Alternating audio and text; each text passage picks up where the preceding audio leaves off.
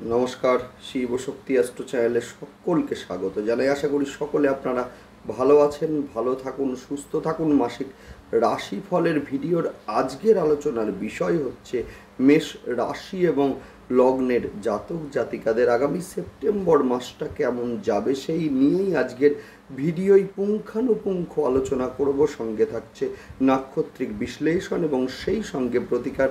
অবশ্যই আপনারা ভিডিওটিকে শেষ পর্যন্ত দেখতে থাকুন। বর্তমানে মেষ রাশি এবং লগ্নের জাতক জাতিকাদের দ্বিতীয় স্থানে অবস্থান করছেন দ্বাদশ স্থানের অধিপতি বৃহস্পতি, যার ফলে কিন্তু অর্থের ব্যয় সেইটা কিন্তু লক্ষ্য করা যাচ্ছে। সেই সঙ্গে বিগত 2 বছর ধরে শনিদেব অবস্থান করছিলেন আপনাদের একাদশ স্থানে, যে একাদশ স্থান কিন্তু আমাদের সাকসেসের জায়গা, আমাদের অর্থের জায়গা।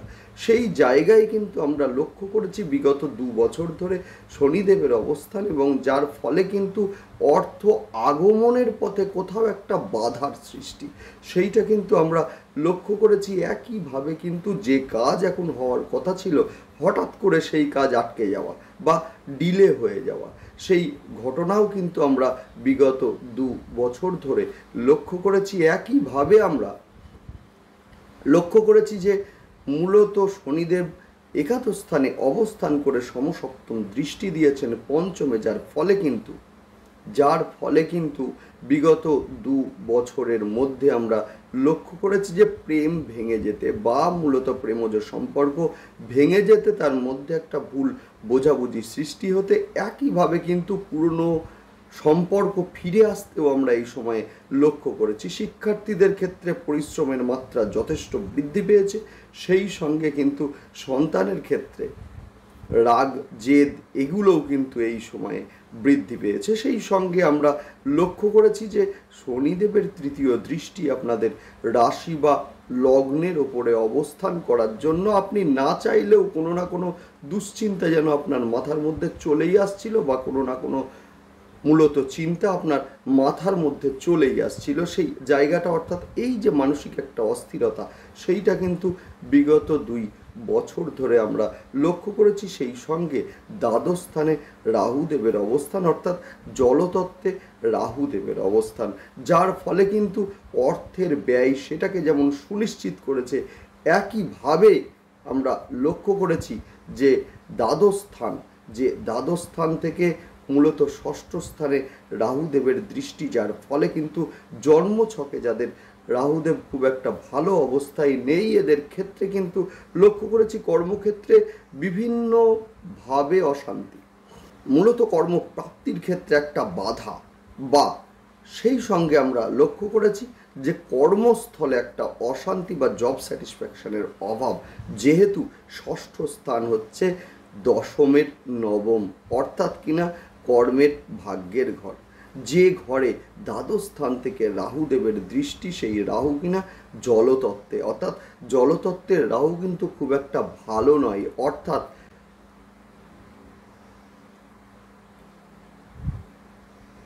মূলত আমরা বলতেই পারি যে এই সময়ে কর্মপ্রাপ্তির ক্ষেত্রে বারংবার বাধা সেইটা কিন্তু সৃষ্টি হয়েছে। যদিও সেপ্টেম্বর মাস, যেটা বারবার আমি বলতে চাইছি যে সেপ্টেম্বর মাস কিন্তু যথেষ্ট পজিটিভ হতে চলেছে এবং বছরের মধ্যে একটু অন্য ধরনের মাস হতে চলেছে।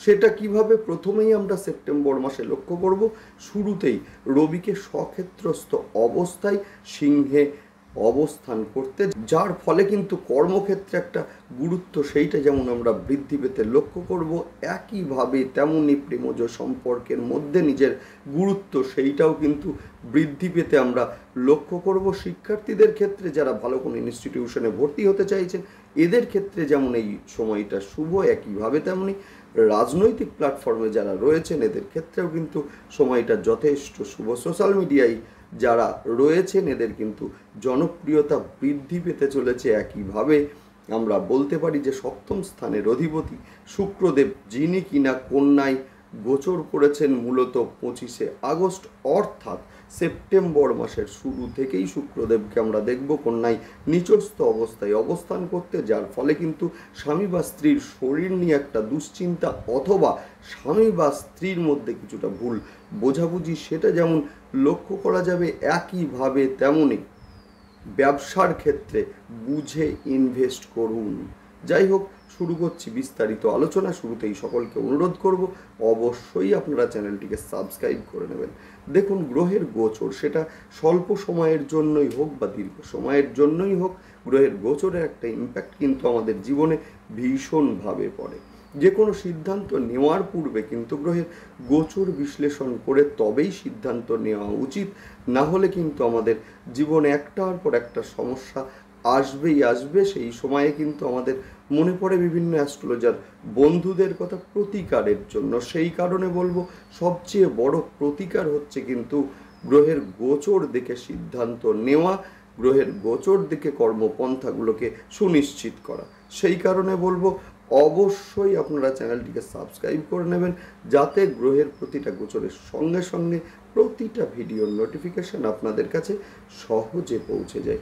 যাই হোক, শুরু করছি বিস্তারিত আলোচনা। বর্তমানে মেষ রাশি এবং লগ্নের একাদশ স্থানে শনিদেবের অবস্থান, যার ফলে কিন্তু সাকসেসের ক্ষেত্রে কিছুটা ডিলে সেইটা আমরা লক্ষ্য করেছি। বিগত 2 বছর ধরে যে কাজ এখন হওয়ার কথা ছিল, সেই কাজ কিন্তু কোনো না কোনো কারণে আটকে যেতে লক্ষ্য করেছি আমরা। সেই সঙ্গে শনিদেবের তৃতীয় দৃষ্টি আপনাদের রাশি বা লগ্নের ওপরে পড়ার ফলে মানসিক অস্থিরতা বা মানসিক একটা চঞ্চলতা কাজ করছে মূলত মেষ রাশি এবং লগ্নের জাতক জাতিকাদের ওপরে। সেই সঙ্গে বলবো, একাদশ ঘর যেহেতু মূলত আয়কে ইন্ডিকেট করে, অর্থাৎ আয়ের ক্ষেত্রে একটা বাধা সেইটাও কিন্তু লক্ষ্য করা গেছে। দ্বাদশে রাহুর অবস্থান হঠাৎ করেই অর্থের ব্যয়কে সুনিশ্চিত করছে।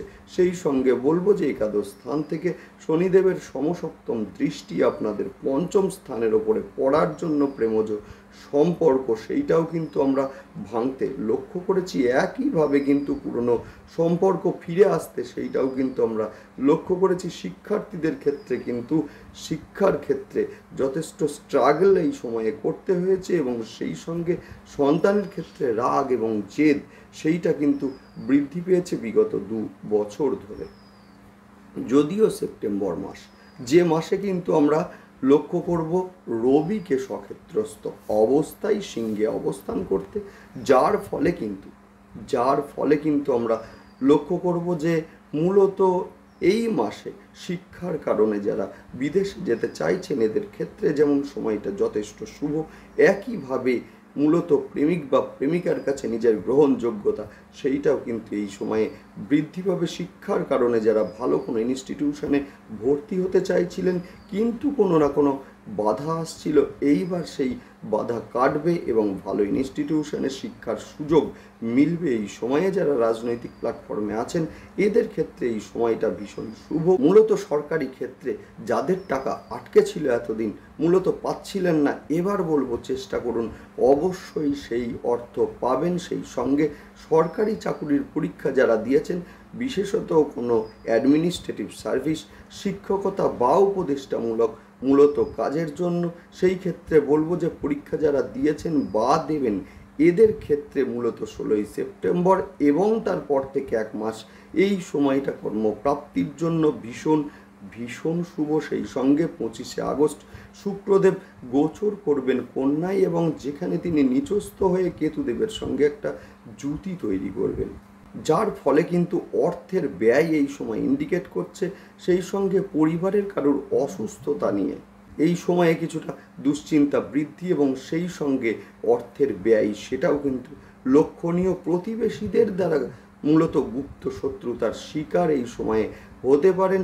সেই সঙ্গে কর্মস্থলে 18ই সেপ্টেম্বর পর্যন্ত গুপ্ত শত্রুতার শিকার হতে পারেন মেষ রাশি এবং লগ্নের জাতক জাতিকারা। বিশেষ করে আপনার অজ্ঞাতে আপনার অফিসে বসের কাছে আপনার নামে কিছু বলা বা যার ফলে আপনার সম্মান কিছুটা মূলত ক্ষুণ্ণ হওয়া অথবা কর্মস্থলে অযথা বিতর্কের সূত্রপাত সেইটাও কিন্তু এই সময়ে লক্ষ্য করা যাবে। তবে যারা লয়ার বা আইন পেশার সঙ্গে যুক্ত বা কোনো মিডিয়ার সঙ্গে যুক্ত হতে পারে, আপনার কোনো একটা সোশ্যাল মিডিয়া রয়েছে অথবা আপনি একজন জার্নালিস্ট বা যারা বিভিন্ন মাল্টিন্যাশনাল কোম্পানিতে রয়েছেন বা এজেন্সিমূলক যে কোনো কাজের সঙ্গে যুক্ত, এদের মূলত আয় কিন্তু এই সময়ে বৃদ্ধি পেতে লক্ষ্য করব আমরা। স্বামী বা স্ত্রীর সঙ্গে কিছুটা মতবিরোধ সেইটাও কিন্তু এই সময়ে লক্ষ্য করা যাবে। নিজেদের মধ্যে কিছুটা অ্যাডজাস্টমেন্টের অভাব অথবা বিবাহ বহির্ভূত সম্পর্কে জড়িয়ে পড়া সেইটাও কিন্তু এই সময়ে লক্ষণীয়। তবে ব্যবসায়ী যারা ইনভেস্ট করতে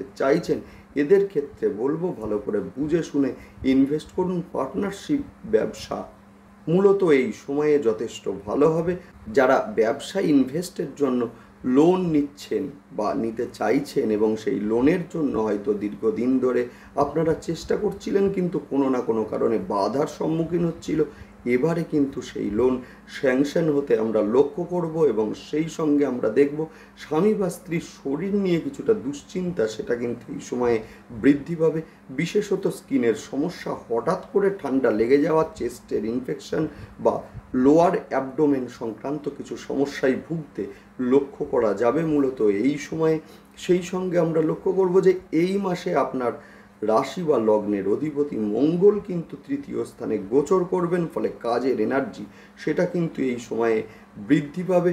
যারা সোশ্যাল মিডিয়ার মধ্যে আছেন তাদের জনপ্রিয়তা বৃদ্ধি পাবে। তবে রাস্তায় গাড়ি সাবধানে চালান, বিশেষ করে বাইক সাবধানে চালান। এই সময়ে কিন্তু শরীরে আঘাত প্রাপ্তির একটা সম্ভাবনা রয়েছে। পিতার সঙ্গে কিছুটা মতবিরোধ সেইটা কিন্তু এই সময়ে লক্ষ্য করা যাবে বা মূলত পিতার শরীর হঠাৎ করে অসুস্থ হয়ে পড়া এমন ঘটনাও কিন্তু এই সময়ে লক্ষণীয়। নেক্সট আলোচনা করব নাক্ষত্রিক বিশ্লেষণ নিয়ে। শুরুতেই বলবো অশ্বিনী নক্ষত্রের জাতক জাতিকাদের ক্ষেত্রে পুরাতন রোগের প্রাদুর্ভাব এই সময়ে ঘটতে পারে। যাদের ঋণ আটকে যাচ্ছিল এদের ক্ষেত্রে ঋণ প্রাপ্তি হবে এই সময়ে।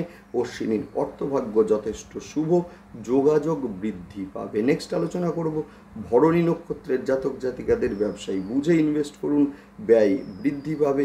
স্বামী বা স্ত্রীর শরীর নিয়ে কিছুটা দুশ্চিন্তা বৃদ্ধি পেতে লক্ষ্য করব এই সময়ে। নেক্সট আলোচনা করব কৃত্তিকা নক্ষত্রের জাতক জাতিকাদের।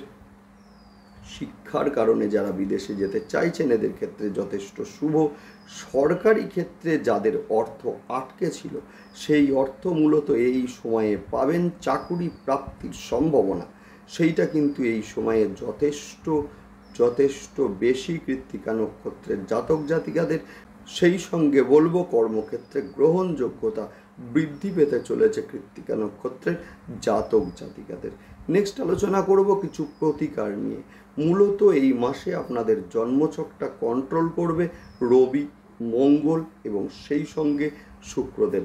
সুতরাং সহজেই আমরা বলতে পারি যে রবি যাদের জন্মছকে মূলত নিচস্থ আছেন বা শত্রু গৃহগত আছেন এদের ক্ষেত্রে অবশ্যই আপনারা প্রতিদিন স্নানের পরে সূর্যার্ঘ্য দিন এবং সেই সঙ্গে তামার গ্লাসে জল খাওয়া অভ্যাস করুন।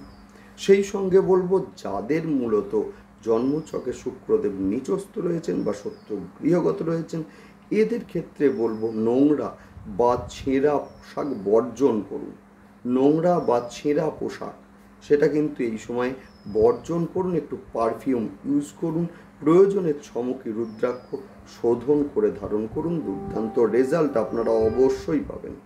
শুক্র কিন্তু বর্তমানে কেতুদেবের সঙ্গে জুতি তৈরি করেছে, অর্থাৎ এই সময়ে যদি পারেন মা দক্ষিণাকালীর ধ্যান মন্ত্র সেটা দিনে একবার হলেও পাঠ করুন।